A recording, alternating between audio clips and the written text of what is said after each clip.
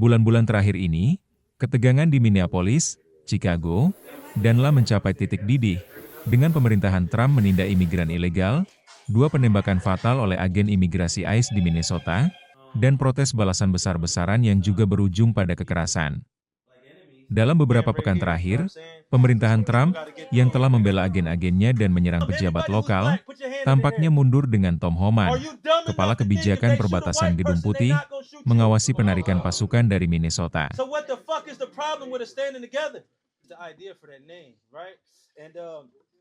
The ideology behind it is lying. I'm also start by saying that the rumors are true about that we're changing our name.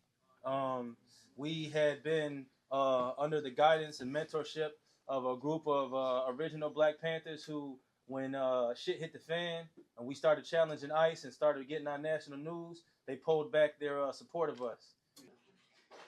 Run upstairs and get yourself together. Come back down. The training is true. We practice 6 martial arts disciplines, all of us. We can all fight.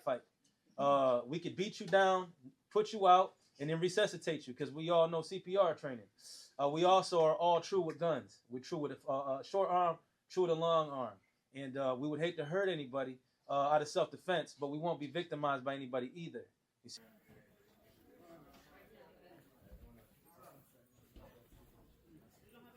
And every single day, if you come through that door and you say the pigs, drug dealers, sex traffickers, ICE, anybody's messing with you, you come through and tell us and we'll pop up. This is not a theory. This is not an idea. This is facts. There's a whole bunch of news articles calling me. I think the one article said Mr. Birdsong has been terrorizing the community for years. Federal and local authorities. This and blah, blah, blah, blah, blah, blah. That's all true. So what? Me specifically, right? If I do want somebody, I always knew that the pigs, the cops, that they got some kind of energy or some kind of kick out of hurting us, and that unchecked, that was just gonna grow. It's gonna get worse. It's gonna get more sadistic, more violent, and that somebody was gonna have to stand up to him. Now, I didn't know that somebody was gonna be me.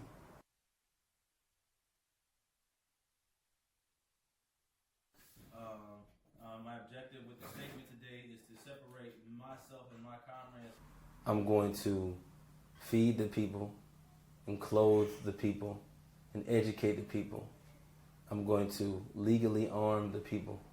And then when ICE approaches the people, because they've been fed together, clothed together, because they've been taught unity, right?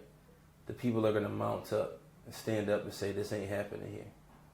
So, because I think me and my comrades going head up with ICE, it's way more of them than it is of us. And they're way better funded than it is us. But the people are more powerful than they are. And there's more people than they are.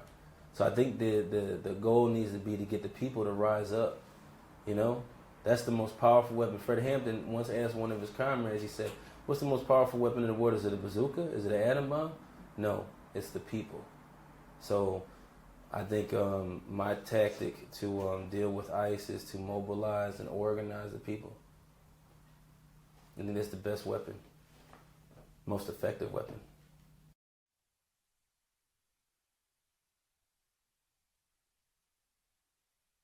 The fact that people are so relieved that we're around and they act like this weight has been lifted off the chest, like they ain't got to be scared no more, that is evidence of the fact that, number one, police don't make them feel safe, they make them feel scared. Number two, the things that the police are supposed to be there for, they're not handling.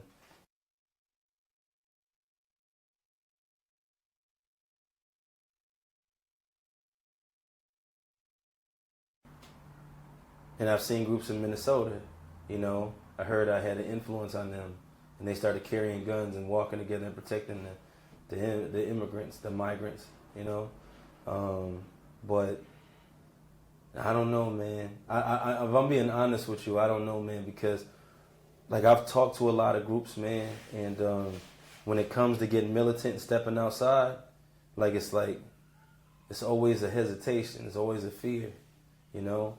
I know the Brown Berets have been reaching out to me a lot and saying, yeah, let's unify, let's work together, let's do this. I believe they might be willing to really get down.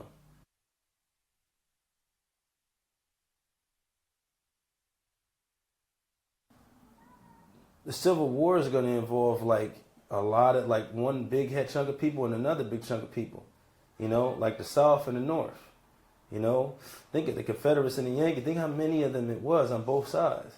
You know, there's no awakening like that happening in the United States. There's a small one, and it looks big on the internet, but in real life, when you go walking up and down the street, you don't see a bunch of brothers and sisters ready to take up arms and stand up for themselves. And that's what it would take in order for a civil war to happen. And I think revolution doesn't have to come to a civil war for it to happen. I think it could come up to a standoff where it's like, look, you want to go home at the end of the day? We want to go home at the end of the day. But then on the other hand, I worry that the powers that be, when given an equalizer, when given a force that can actually stand up to them, they might, for ego's sake, you know, decide they want to take it there, you know. And that would be terrible because a lot of people would die unnecessarily just because a little small group of people want to control everyone else. It's unprecedented, you know, but I think because this is not like I would be like Nat Turner, but like Nat Turner with an AK-47 instead of a hatchet or a knife or a rifle. I would be like Nat Turner with, instead of a small group of people, I'd be Nat Turner with an ocean of other Nat Turners and Harriet Tubmans, people that determined to be free. And I'd want to redo Nat Turner. I wouldn't become the delectable Negro that they eat and feed their children. I wouldn't become the person that they make belts and shoes out of.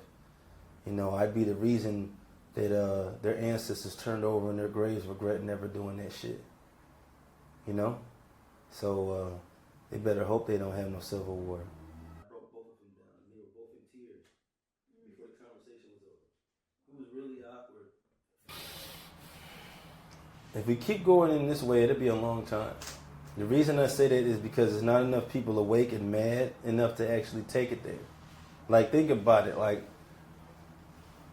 you got armed protesters being snatched up with not a single shot going off. That means they got that gun for show. They showed up not prepared to use it. Ain't nobody ever took no gun out of my hand, and nobody ever will. But the fact of the matter is you know, people just don't know. They don't never take the time to look past. I wish I had one of them little joints. I could just wake everybody's souls up.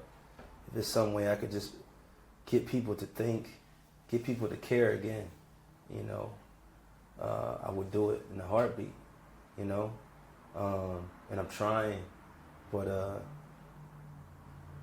that's going to take more than me, you know. Everybody's looking at me like, oh, you, and the Black Lion is going to take more than the Black Lion. It's going to take all of us working together. Go ahead, I'm sorry.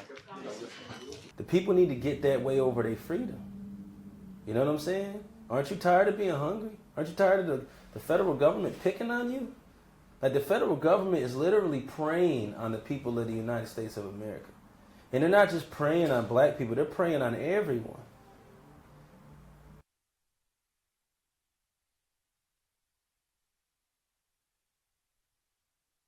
I hope to inspire an attitude of fuck around and find out. I want everybody to legally arm themselves. I want everybody to take whatever martial arts classes and survival classes are available near them. And I want them to exit the victim mentality of this is just the way it is to you're going to treat me right and respect my rights, respect my liberty, or else you're going to run into a fight over it.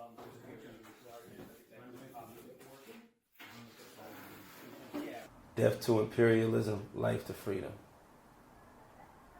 That's all I wanted to add.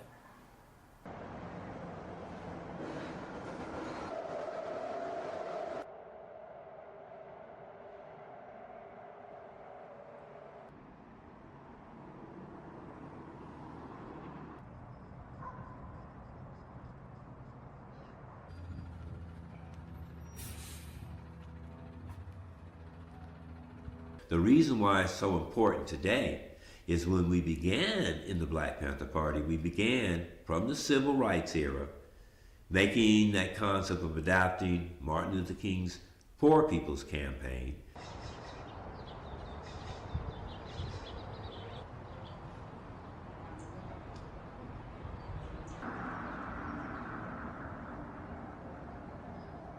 The concept of ICE, if I want to put it this way, we can make a comparison of the history for decades and even past that, what has happened in the black and brown communities.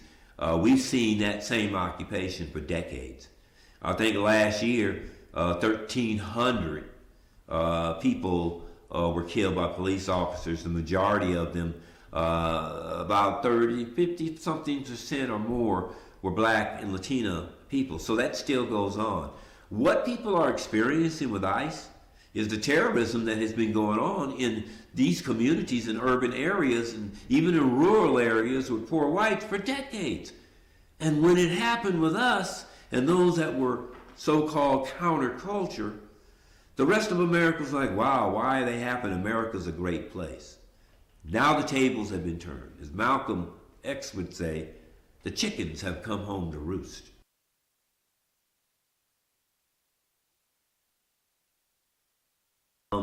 I figure Americans in general are what we call a slow boil. You know, remember the old frog in a pot concept? They've been comfortable, it's been okay, but all of a sudden now it's getting too hot for everybody. And I think the real shock was when they saw two regular out of Minnesota. It wasn't a George Floyd, it wasn't a Sandra Bland, it wasn't an Oscar Grant, it was just somebody like them. One guy was a nurse in the ICU, and she did so many different things in her life, but they were good old Minnesota middle-class white Americans. So that was a shocker that they're actually shooting us. They're actually killing us too. So the whiteness of my skin does not save me. No, it's more like you don't think like them. As Kendrick Lamar, they're not like us. That's why that song meant so much. You're not like us. If you read, they're not like us. And you're not like us, so you are our enemy. So they have literally declared war on anyone who does not hold the Make America Great Again philosophy and follow that doctrine.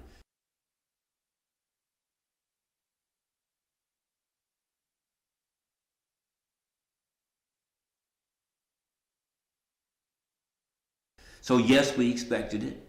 We saw it happen before during our period when 1,500 FBI agents, 87% COINTELPRO, and then Richard Nixon brought in every other federal agency long before Homeland Security. They never worked together until they worked against the Black Panther Party and the movement.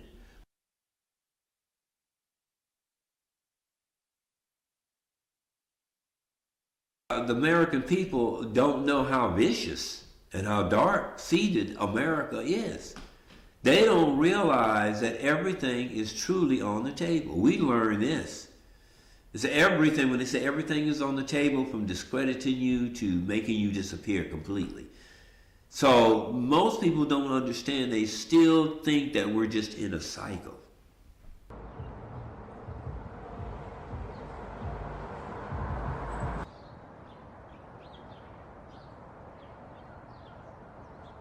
They're not having this knowledge and understanding and living what they call romanticism and carrying guns. That's not what the Black Panther Party was about, and that's not what we did. It was not glamorous. It was not parading around with black and dark glasses on. It was not like a movie, a 2-hour movie where there's excitement and adventure. No, not at all. It was scary, it could be frightening. It was a learning process. It was a process of learning how to stay the course despite everything that was coming on. It was a thing of us coming together as an organization and the community surrounding us and saying, we're here with you. We appreciate what you're doing. And then all of a sudden, stores in middle-class America Foster Farms giving us 10,000 chickens every time we get. So America started coming to the table. And this is what we want to show, how you can help your own people.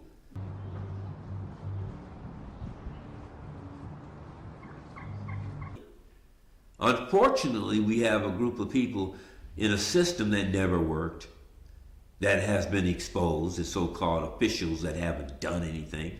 How can you ask for people's votes again? No one's going to jump back on that treadmill. People realize that the people they depended upon have failed them. That's because of dependence on them and giving them crumbs and keeping them on a string. It's clear now. The fog is cleared and the masses of people see that. So what are we going to do? For a lot of communities, including oppressed communities, black, brown communities, Asian communities, this has been going on forever. And what we pointed out before, why did they attack us as individuals and as an organization and as people who surround us, was because we had figured it out. And we began to tell people we no longer have to depend upon them for anything. And this is what we're reteaching, reiterating to people, the process. It's not an overnight thing, but as long as you learn the process and understand, you learn, you grow, you see things accomplished. So that's why we feel and know that the relevance and the knowledge and the input and the experience and the track record of the original Black Panther Party is so important.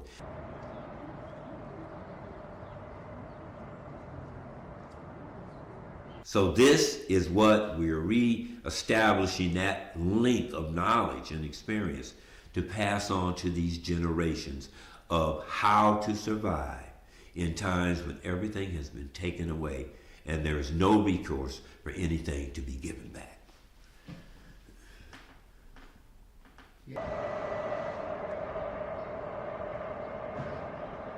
Jelajahi cara baru mendapatkan informasi. Download MetroTV Extend sekarang.